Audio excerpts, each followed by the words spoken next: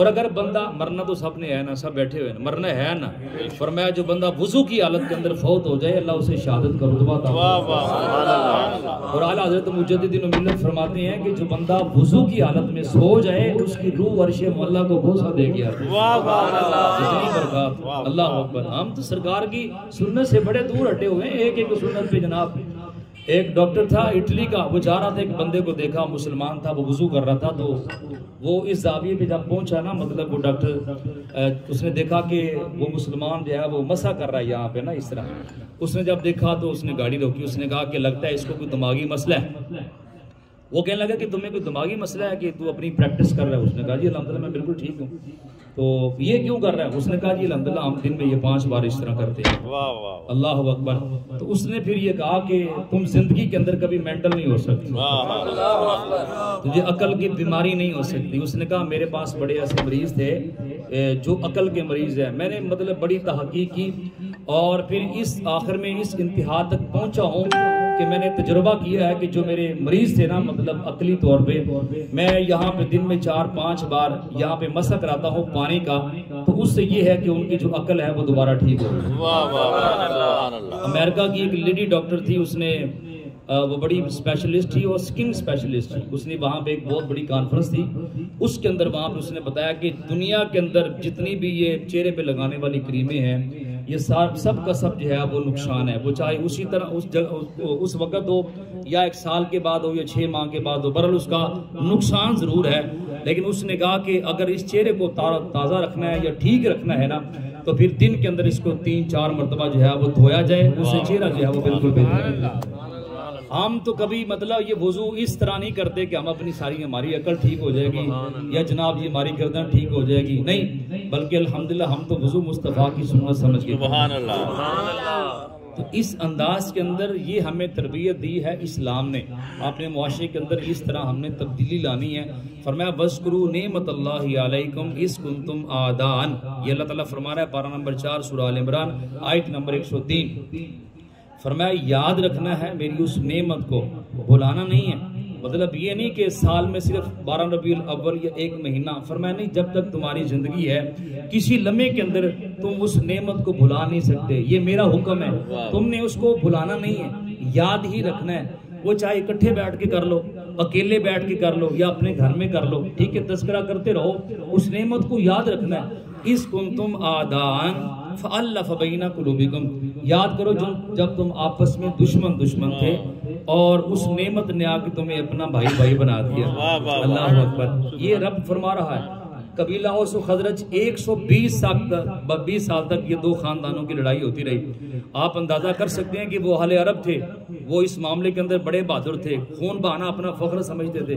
120 سال کے اندر کتنی قتل و غارت ہوئی ہوگی، کتنے لڑکے ان کے جوان مرے ہوں گے، کتنی عورتیں ان کی جناب ان کی وہ قتل ہوئی ہوں گے، بڑے بڑے لوگ آئے صلح کرانے کے لیے، لیکن انہوں نے صلح نہیں کی۔ اگر ان 2 قبیلوں کے اندر صلح کرائی ہے تو تیرے میرے آقا کریم صلی اللہ علیہ وسلم نے آگے کرائی۔ اور پھر آگے اللہ تعالیٰ نے فرمایا وَكُنْتُمْ عَلَىٰ شَفَا حُفْرَةٍ مِّنَ النَّارِ فَأَنْقَذَكُم مِّنْهَا، اللہ فرماتا ہے تمہاری کیفیت یہ تھی، تمہاری کنڈیشن یہ تھی، تمہارے معاملات یہ تھے اور تمہاری اخلاقی حالت یہ تھی کہ تم دوزخ کے گڑھے کے کنارے پر پہنچ چکے تھے، اس نعمت نے آ کے تمہیں جنت کا وارث بنایا۔ وہ نعمت کیا ہے؟ وہ رب کا قرآن ہے۔ وہ نعمت کیا ہے؟ وہ مصطفیٰ کریم صلی اللہ تعالیٰ علیہ وآلہ وسلم۔ اس انداز کے اندر اللہ تعالیٰ نے فرمایا اس نعمت کو بھلانا نہیں ہے، یاد رکھنا ہے۔ تو الحمدللہ ہم جہاں پر بھی بیٹھتے ہیں، کوئی مصطفیٰ کی ولادت کا ذکر کر رہا ہے، کوئی حضور کے حسن کا ذکر کر رہا ہے، کوئی سرکار دو عالم صلی اللہ تعالیٰ علیہ وآلہ وسلم کی سیرت کی بات کر رہے ہیں۔ تو اماں جی عائشہ صدیقہ رضی اللہ تعالیٰ عنہ سے جب پوچھا گیا کہ حضور جب گھر میں داخل ہوتے ہیں تو آپ کا انداز کیا ہے، تو حضور نے فرمایا جب سرکار گھر میں داخل ہوتے ہیں سب سے پہلے ہمیں سلام پیش کرتے ہیں۔ سبحان اللہ۔ یہ پہلی میں کئی مرتبہ یہ واقعہ بیان کر چکا ہوں، جو ہمارے گھر کے اندر یہ سسٹم ہے، ہمارے معاشرے کے اندر جہاں بیٹھے ہوئے ہیں، اگر کوئی خامد بیٹا مطلب اپنی بیوی سے سلام کر دے نا باہر سے آ کے، تو اس کی سگی ماں کہہ رہی ہوتی ہے بوٹی تھلے لگ گیا۔ اسی طرح ہی ہے نا جی، حالانکہ اس ماں کو خوش ہونا چاہیے اور رب کی بارگاہ کے اندر شکر ادا کرنا چاہیے، سرکار کی ذات پہ درود و سلام پڑھنا چاہیے کہ الحمدللہ ثم الحمدللہ اللہ نے میرے بیٹے کو توفیق عطا فرمائی ہے، جب وہ گھر میں داخل ہوتا ہے تو سب سے پہلے سنت مصطفیٰ ادا کرتا ہے۔ سبحان اللہ، اس سے محبتیں بڑھتی ہیں۔ بیوی جتنی بھی تھکی ہو نا، اگر خامد ایک مرتبہ کے السلام علیکم ورحمۃ اللہ کہتے ہیں، اس کی آدھی تھکاوٹ ویسے ہی دور ہو جاتی ہے۔ یہ چھوٹی چھوٹی باتیں جناب ہم اپنے گھروں میں کر لینا، خدا کی قسم معاشرے کے اندر نکھار پیدا ہو جائے۔ یہ معاشرہ جو ہے اس کا پورا مرکز میاں بیوی ہے۔ آج اگر 100 گھر لے لیں، صرف 20 ہی گھر ایسے ہوں گے کہ جن کا تعلق ایسے ہے کہ اگر خامد نے کوئی بیوی کو کہنا ہے تو وہ تنہائی کے اندر جا کے کہے، ورنہ زیادہ تر یہ ہوتا ہے بیٹیوں کے سامنے گالیاں نکالی جاتی، بیٹوں کے سامنے گالیاں نکالی جاتی۔ بھئی آج اگر میں اپنی بیٹیوں کے سامنے اپنی بیوی کو گالیاں نکالوں گا اور اگر آگے پھر بیوی میری بولے گی، تو کل جب میری بیٹیاں جب اگلے گھر میں جائیں گی تو وہ بھی تو اسی طرح ہی کام کریں گی۔ ان کے لیے عجیب کام نہیں ہوگا، وہ تو کہیں گی بڑا ثواب کا کام ہے، ہماری وہاں بھی کرتی رہی۔ ہمارے بیٹے بھی کل جب مطلب ان کی شادی ہو جائے گی وہ بھی اسی طرح کریں گے، کوئی بات نہیں، ابا جی بھی کرتے رہیں۔ اگر کوئی غلط کام ہوتا تو ابا جی نہ کرتے۔ تو یہ چھوٹی چھوٹی باتیں ہیں، اگر میاں بیوی میں اگر محبت پیدا ہو جائے نا تو پورے معاشرے کے اندر نکھار پیدا ہو جائے۔ تو اس انداز کے اندر حضور اکرم صلی اللہ علیہ وسلم تعریف فرمائی۔ حضرت عائشہ فرماتی ہیں کہ سرکار سب سے پہلے سلام فرماتے اور اس کے بعد اپنے جو جتنا بھی کام تھا، جتنا وقت تھا، اس کو 3 حصوں میں تقسیم کرتے۔ ہم نے بھی انشاءاللہ اسی طرح کرنا ہے۔ ایک حصہ تو اللہ کے لیے رکھتے تھے، مطلب یہ ہے کہ آپ نماز پڑھتے، اس میں نفل پڑھتے، سجدہ ریزی کرتے، رکوع کرتے، سجود کرتے، اور دوسرا جو حصہ ہے وہ اپنے لیے رکھتے، مطلب اس میں آپ غسل فرماتے، وضو فرماتے، جو بھی اپنا کام ہوتا، کپڑے تبدیل فرماتے، اور تیسرا جو حصہ تھا نا وہ ہمارے لیے رکھتے، ہمارے پاس بیٹھتے، یہاں تک کہ ہمارے ساتھ کام بھی کروا دیا کرتے۔ سبحان اللہ۔ اور پھر جو بھی بات ہوتی ہماری باتیں وہ سنتے اور بڑے احسن طریقے سے سنتے، اور جو بھی گلہ شکوہ ہوتا جناب وہ اس کو دور کر دیتے تھے، یہاں تک کہ کبھی کبھار مطلب وہ محبت کے انداز میں ناراضگی بھی ہو جاتی تھی۔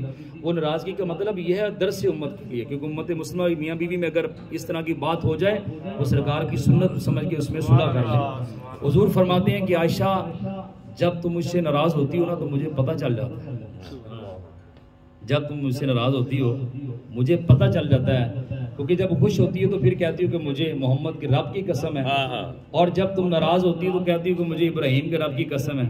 تو سیدہ عائشہ مسکرا کے کہتی ہیں یا رسول اللہ، آپ کے دل میں تو آپ ہی ہوتے ہیں نا، دل میں تو آپ ہی ہوتے ہیں۔ اور حضور نے حضرت سیدہ خدیجہ الکبریٰ سے فرمایا تھا، فرمایا کہ خدیجہ تو نے صرف چادر مانگی ہے، اگر میری جسم کی جلد بھی مانگتی وہ اتار کے دے دیتا۔